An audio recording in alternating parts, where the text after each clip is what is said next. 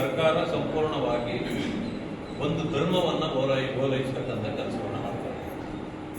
ಮಾಡೋದರಿಂದ ದೇಶದಲ್ಲಿ ಅಶಾಂತಿ ಮೂಡುತ್ತೆ. ಇವತ್ತು ಕಾಣದೇ ಇರ್ಬೋದು, ಮುಂದೆ ಅದೇ ಕಾಣುತ್ತೆ.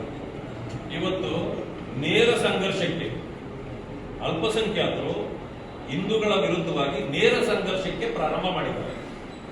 ಇದು ಪ್ರಜಾಪ್ರಭುತ್ವ ವ್ಯವಸ್ಥೆಗೆ ಮಾರಕ, ಇದು ಸರಿಯಾದ ಕ್ರಮ ಅಲ್ಲ. ನೀವು ನೋಡಿ, ಇವತ್ತಿನ ದಿವಸ ಎಲ್ಲ ಕಡೆಯಲ್ಲೂ ಶಾಲೆಗಳಿವೆ. ನಮ್ಮ ಶಾಲೆಗಳಲ್ಲಿ ಪುಸ್ತಕ ಬೇಕಂದ್ರೆ ನಾವೆಲ್ಲ ಖರೀದಿ ಮಾಡ್ತೀವಿ,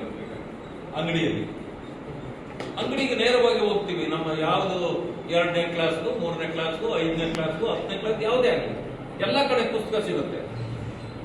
ಅದೇ ಅಲ್ಪಸಂಖ್ಯಾತರು ಕೆಲವು ಶಾಲೆಗಳು ನಡೆಸ್ತಾರೆ. ಇದು ದರ್ಗಾಗಳಲ್ಲಿ